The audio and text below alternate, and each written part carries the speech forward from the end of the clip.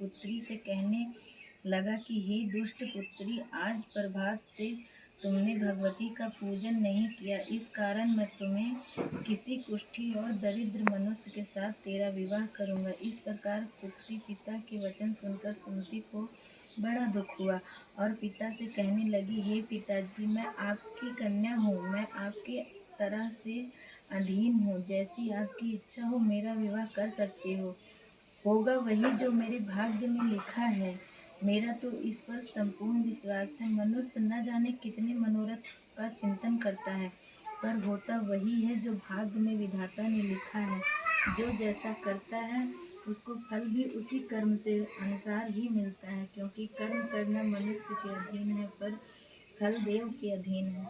जैसे अग्नि में पड़े हुए त्रिदि को उसके अधीन प्राप्ति कर देते हैं, उसी तरह अपनी कन्या के ऐसे निर्भयता से कहे हुए वचन सुनकर वह ब्राह्मण को अधिक क्रोध आया। तब उसने अपनी कन्या का एक कुष्ठी के साथ विवाह कर दिया और अत्यंत क्रुद्ध होकर पुत्री से कहने लगा कि जाओ जाओ, जल्दी जाओ, अपने कर्म का फल भोगो, देखें केवल भाग्य भरोसे पर रहकर क्या करती हो।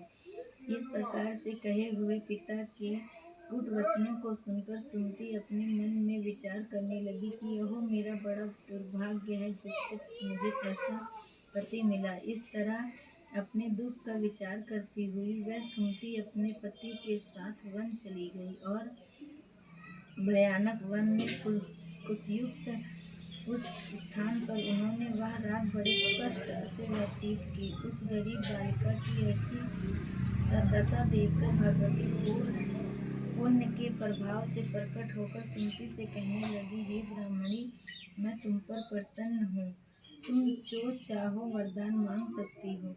मैं प्रसन्न होने पर मानववांछित फल देने वाली हूँ। इस प्रकार भगवती दुर्गा का वचन सुनकर ब्राह्मणी कहने लगी कि आप कौन हैं जो मुझ पर प्रसन्न हुई हो, यह सब मेरे लिए कहो और अपनी कृपा दृष्टि से मुझ दासी को कृतार्थ करो। ऐसा ब्राह्मणी का वचन सुनकर देवी कहने लगी कि मैं आदि शक्ति हूँ और मैं ही ब्रह्मा, विद्या और सरस्वती हूँ। मैं प्रसन्न होने पर प्राणियों का दुख दूर कर उनको सुख प्रदान करती हूँ। ब्राह्मणी, मैं तुम पर तेरे पूर्व जन्म के पुण्य के प्रभाव से प्रसन्न हूँ।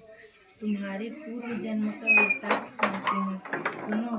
तू पूर्व जन्म में निषाद भील की स्त्री थी और अति पतिव्रता थी। एक दिन तेरे पति निषाद ने चोरी की। चोरी करने के कारण तुम दोनों को सिपाहियों ने पकड़ लिया और जेल खाने में कैद कर दिया। उन लोगों ने तेरे को और तेरे पति को भोजन भी नहीं दिया। इस प्रकार नवरात्र के दिनों में तुमने ना तो कुछ खाया ना ही जल पिया, इसलिए 9 दिन तक नवरात्र का व्रत हो गया है। ब्राह्मणी, उन दिनों में जो व्रत हुआ उस व्रत के प्रभाव से प्रसन्न होकर तुम्हें मानववांछित वस्तु दे रही हूँ। तुम्हारी जो इच्छा हो सो मांग।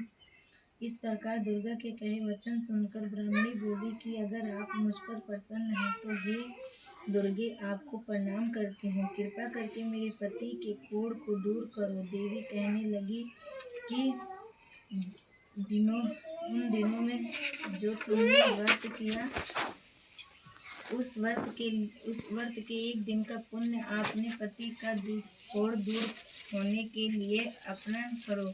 मेरे प्रभाव से तेरा पति कोढ़ से रहित और सोने के समान शरीर वाला हो जाएगा। ब्रह्मा जी बोले। इस प्रकार देवी का वचन सुनकर ब्राह्मणी प्रसन्न हुई और पति को निरोग करने की इच्छा से ठीक है ऐसा बोली। तब तक उसके पति का शरीर भगवती दुर्गा की कृपा से क्षीण होकर अति कांति युक्त हो गया, जिसकी क्रांति के सामने चंद्रमा की क्रांति भी क्षीण हो जाती है। वह ब्राह्मणी पति की मनोहर देह को देखकर देवी को अति पराक्रमी वाली समझकर स्तुति करने लगी। हे दुर्गे, आप दुर्गत को दूर करने वाली, तीनों जगत के संताप हरने वाली, समस्त दुखों को दूर करने वाली, रोगी मनुष्य को निरोग करने वाली, प्रसन्न होने पर मन वांछित फल देने वाली और कुष्ठ दुष्ट मनुष्यों का नाश करने वाली हो। तुम ही सारे जगत की माता और पिता हो। अम्बे, हे अम्बे, मुझ अपराध राही तबला कि मेरे पति ने पुष्ट के साथ विवाह कर मुझे घर से निकाल दिया। उसकी निकाली हुई मैं पृथ्वी पर घूमने लगी। आपने ही मेरा इस आपत्ति रूपी समुद्र से उद्धार किया है। हे देवी, आपको प्रणाम करती हूँ। मुझ दीन की रक्षा करो। ब्रह्मा जी बोले कि हे बृहस्पति, इसी प्रकार उस सुमति ने मन से देवी की बहुत स्तुति की। उससे की हुई स्तुति सुनकर देवी को बहुत संतोष हुआ और ब्राह्मणी से कहने लगी कि हे ब्राह्मणी, तुम्हारे उद्याल नाम का एक अति बुद्धिमान, धैर्यवान, कीर्तिवान और जितेंद्रिय पुत्र शीघ्र ही होगा। ऐसा कहकर वह देवी उस ब्राह्मणी से फिर कहने लगी कि हे ब्राह्मणी, और कुछ जो तेरी इच्छा हो वही मानवांछित वस्तु तुम मांग सकती हो। ऐसा भगवती दुर्गा का वचन सुनकर उस विधि को और उसके फल को मेरे लिए विस्तार से वर्णन करें। इस प्रकार ब्राह्मणी के वचन सुनकर माँ दुर्गा कहने लगी कि हे ब्राह्मणी, मैं तुम्हारे लिए संपूर्ण पापों को दूर करने वाली नवरात्र व्रत विधि को बतलाती हूँ, जिसको सुनने से तमाम पापों से छुटकारा, मोक्ष की प्राप्ति हो जाती है। आश्विन मास के शुक्ल पक्ष का प्रतिपदा से लेकर 9 दिन तक विधि पूर्वक व्रत करें। यदि दिन भर का व्रत ना कर सकें तो एक समय का भोजन करें।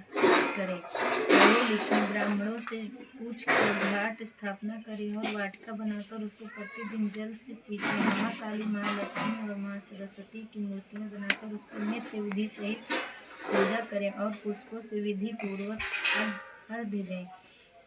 बिजोर के फूल से अर्घ्य देने से रूप की प्राप्ति होती है। जायफल की कीर्ति दाग से कार्य और सिद्धि होती है। आंवले से सुख और केले से भोसड़ की प्राप्ति होती है। इस प्रकार फलों से अर्घ्य देकर यथा विधि हवन करें। खांड, घी, गेहूँ, शहद, जौ, तिल, बिंब, नारियल, दाख और कदम, इनसे हवन करें। गेहूँ होम करने से लक्ष्मी की प्राप्ति होती है। खीर व चंपा के पुष्पों से धन और पंतनों से तेज की सुख की प्राप्ति होती है। आंवले से कीर्ति और केले से पुत्र की प्राप्ति होती है। कमल से राज सम्मान और दाखों से सुख संपत्ति की प्राप्ति होती है।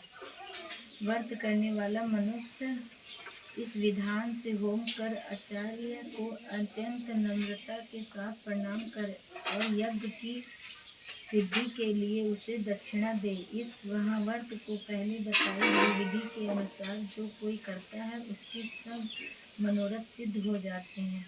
इसमें तनिक भी संशय नहीं है। इन 9 दिनों में जो कुछ दान आदि दिया जाता है उसका करोड़ों गुना फल मिलता है। इस नवरात्र व्रत के करने से ही अश्वमेघ यज्ञ का फल मिलता है। हे ब्राह्मणी, इस संपूर्ण कामनाओं को पूर्ण करने वाले उत्तम व्रत को तीर्थ, मंदिर अथवा घर में ही विधि के अनुसार करें। ब्रह्मा जी बोले कि हे बृहस्पति, इस प्रकार ब्राह्मणी को व्रत की विधि और फल बतलाकर देवी अंतर्ध्यान हो गई।